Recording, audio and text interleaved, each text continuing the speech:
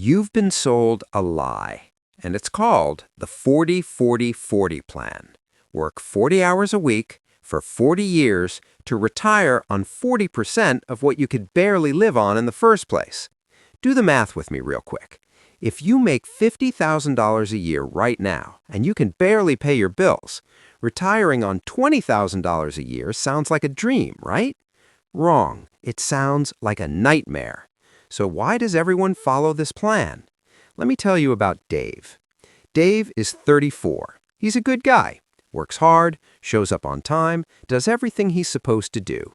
He graduated college, got the job, bought the sensible used car. He's got the 401k his company matches. He puts in 3%, they match 3%. He thinks he's winning. But here's what Dave doesn't see. He's been working for 12 years. His salary has gone from $38,000 to $52,000. Sounds good, right? But his rent went from $900 to $1,650. His car payment exists now. His groceries cost double.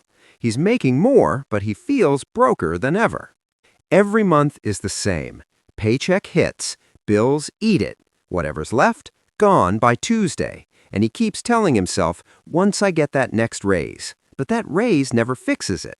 Why? Because Dave isn't fighting against bad luck. He's fighting against the system. And the system has three weapons pointed right at his wallet. Weapon one is lifestyle inflation. Every time Dave makes more money, the world around him whispers, "You deserve this. Upgrade. New apartment. Nicer dinners. Better phone." He's earning more, but spending more, so he stays flat. Think about it. When Dave was making $38,000, he lived in a decent one-bedroom apartment. He cooked most of his meals. He drove a paid-off Honda. He was tight on money, but he managed. Then he got promoted, started making $45,000. You know what happened? He moved to a nicer place, started eating out 3 times a week instead of once, bought a newer car with a payment, because that's what you do when you make more money, right? Wrong. The problem is that Dave's lifestyle grew at the exact same rate as his income, sometimes faster. So even though his paycheck got bigger, his bank account stayed the same. He wasn't getting ahead, he was just spending at a higher level. And here's the cruel part. Once you upgrade your lifestyle, it's almost impossible to go back.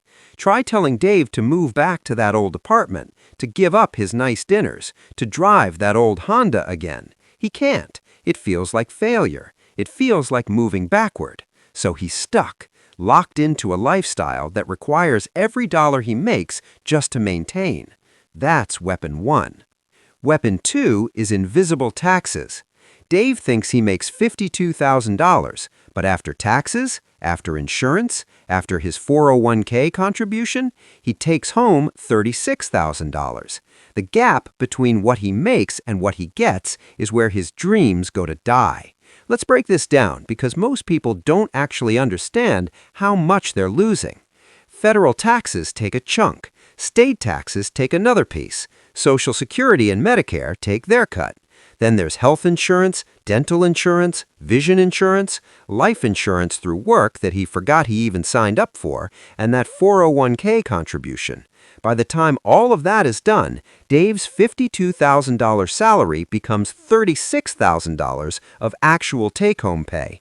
That's a 30% haircut before he even sees the money. And here's what makes it worse. When Dave gets that raise he's been hoping for, the raise that's supposed to change everything, most of it disappears the same way. He goes from $52,000 to $57,000. Sounds like a $5,000 raise, but after all those same deductions hit the bigger number, he's only taking home an extra $3,000. And remember weapon one? That extra $3,000 is already spent on the nicer apartment he moved into because he got the raise. So he's back to zero, making more money, feeling just as broke. This is the invisible tax that nobody talks about. The gap between gross and net, between what sounds good on paper and what actually hits your bank account. Weapon 3 is the retirement scam. Now, before you get mad, I'm not saying retirement accounts are bad. I'm saying the way most people use them is a scam. Dave has been putting 3% into his 401k for 12 years. His company matches another 3%, so that's 6% total going into retirement. You know how much is in there? About $41,000. Congrats, Dave. At this rate, you'll retire at 65 with maybe $450,000. Sounds like a lot? It's not. In 30 years, inflation will eat half of that. So you're really looking at maybe $250,000 in today's dollars. And you're supposed to live on that for 20 or 25 years. That's $10,000 a year, maybe $12,000 if you're lucky. You can't live on that. You can't even survive on that. But here's what the finance industry doesn't tell you. They show you these projections with big numbers. They say if you save 6% of your income for 40 years, you'll have $500,000. And people like Dave see that number and think, I'm good, I'm on track. But they never account for what that money actually buys. They never account for the fact that rent in 30 years might be $4,000 a month, that groceries might cost 3 times what they cost now, that healthcare might bankrupt you even with insurance. The 401k industry sells you a dream with big numbers and delivers a nightmare with small buying power. Now let's do the real math that no one shows you. Dave makes $52,000 a year. He saves 6% total into his 401k. His 3%, company's 3%. That's $3,120 a year. Over 10 years, $31,200. But wait, taxes on withdrawal? Inflation? Fees? He's really looking at maybe $24,000 of actual buying power. Over 10 years of work. That's $2,400 a year he saved for his future. $200 a month. You can't rent a closet for $200 a month. You can't do anything with $200 a month. Now let's say Dave keeps this up for 40 years. He retires with that $450,000 we talked about. He needs it to last 25 years. That's $18,000 a year. $1,500 a month. While his friends who figured this out early are traveling and living their best life, Dave is deciding between groceries and medication, between keeping the heat on or keeping the lights on. That's the 40-40-40 trap. Work your whole life, do everything right, end up broke anyway. And here's the part that makes me angry. Dave did everything society told him to do. He went to college, he got the degree, he got the corporate job, he maxed out the company match, he was responsible. He didn't blow his money on stupid stuff. He played by the rules. And the rules screwed him, because the rules were never designed for Dave to win. They were designed for Dave to keep working, to keep consuming, to keep the machine running. The 40-40-40 plan doesn't benefit Dave. It benefits his employer, who gets 40 years of labor. It benefits the credit card companies who keep him in debt. It benefits the retirement industry who collects fees on his tiny account for decades. So what does Dave do? Here's the boring truth that actually works. He needs to increase his savings rate. That's it. No crypto, no day trading, no real estate flipping. Just save more money. I know that sounds simple, maybe too simple, but hear me out. If Dave bumps his total savings to 20% of his income, that's $10,400 a year. Over 10 years, with compound growth, that's around $140,000. Over 30 years, over $1.1 million. Now we're talking real retirement money. Now we're talking freedom. But here's the kicker. Dave can't just save more while spending the same. The math doesn't work. If he's already spending everything he makes, where does that extra 14% come from? This is where it gets hard. This is where most people fail. Because saving 20% of your income means living on 80%. And if you're already living on 100%, that means cutting 20% of your lifestyle. That new apartment? Downgrade. Those dinners out? Cut in half. That car payment? Gone. Get something cheaper or keep driving what you have.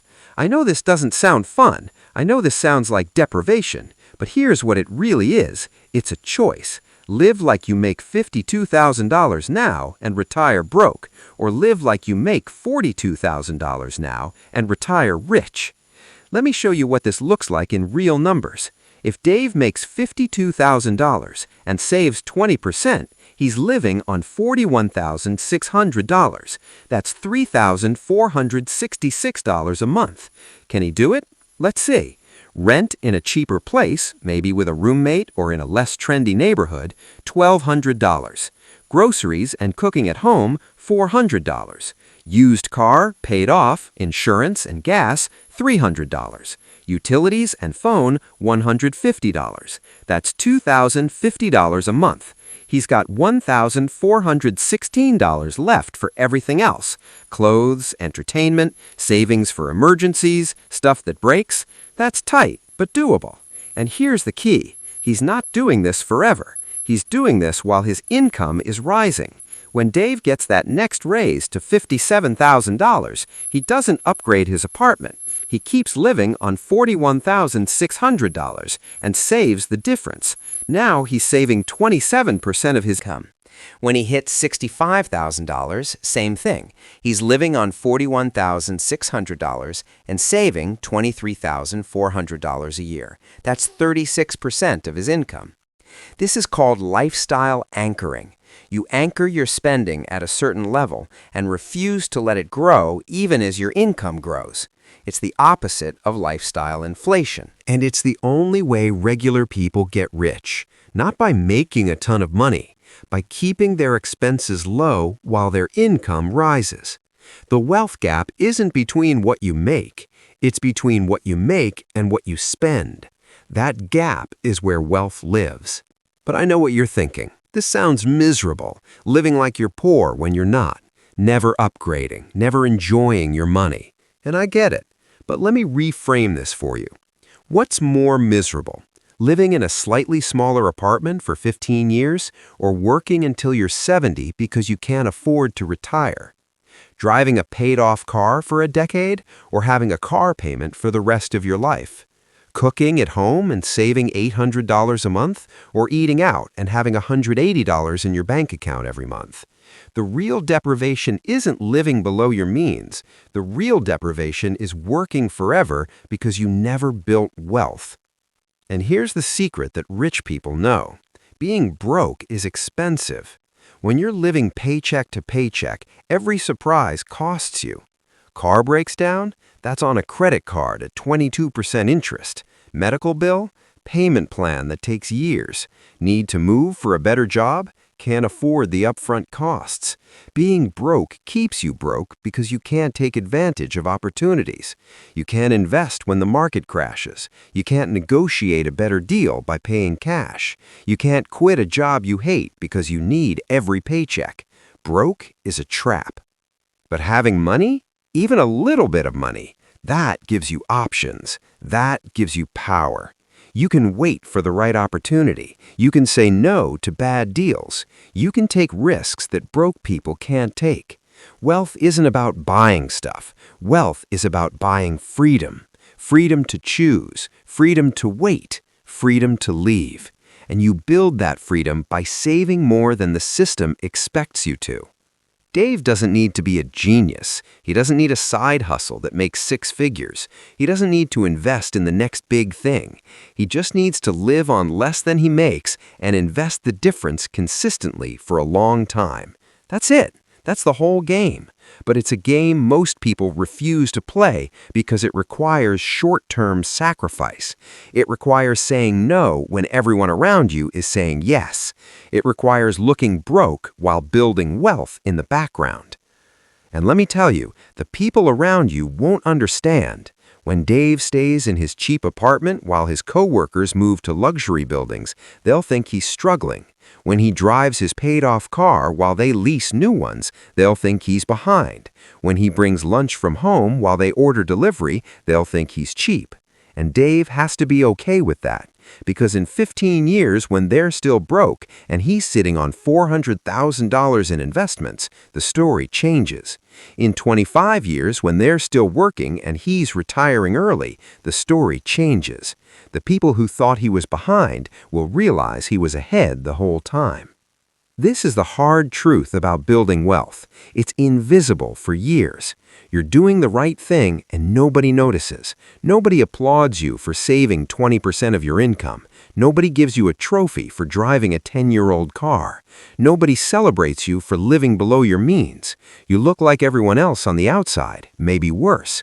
But on the inside, in your bank account, in your investment account, you're winning. And that win compounds year after year until one day you wake up and realize you have more money than most people make in a year, then more than they make in 5 years, then enough that you could stop working if you wanted to.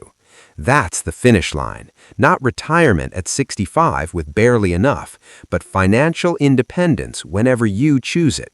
Maybe 50, maybe 45, maybe 40 if you really commit. And that choice only comes from one thing: spending less than you make and investing the difference consistently. It's boring, it's simple, it's not sexy, but it works every single time for every single person who actually does it. So back to Dave. He's got a choice. He can keep doing what he's doing, keep following the 40-40-40 plan, keep hoping the next raise will fix everything, and in 30 years he'll retire broke like everyone else. Or he can wake up. He can see the system for what it is. He can refuse to play the game by their rules. He can live below his means. He can save 20% or 30% or even 40% if he gets aggressive. He can invest that money in boring index funds that grow 8% a year, and he can build wealth slowly and quietly until he doesn't need to work anymore. The path is simple. It's just not easy, and that's why most people never do it. They want the complicated strategy, the secret trick, the shortcut. But there is no shortcut. There's only discipline. There's only delayed gratification. There's only the boring math of spend less, save more, invest consistently, wait patiently. That's it. That's the whole secret. Dave doesn't need to be special. He just needs to be different. Different from the 90% of people who spend everything they make. Different from the people who believe the 40-40-40 lie. And if he can be different, if he can resist the pressure to look rich while actually getting rich, he wins. Not in a year, not in 5 years, but eventually, inevitably, mathematically. Because here's the final truth. The 40-40-40 plan works, just not for you. It works for your employer, who needs you dependent on that paycheck. It works for the banks who need you in debt. It works for the system that needs you consuming. But it doesn't work for Dave, and it doesn't work for you.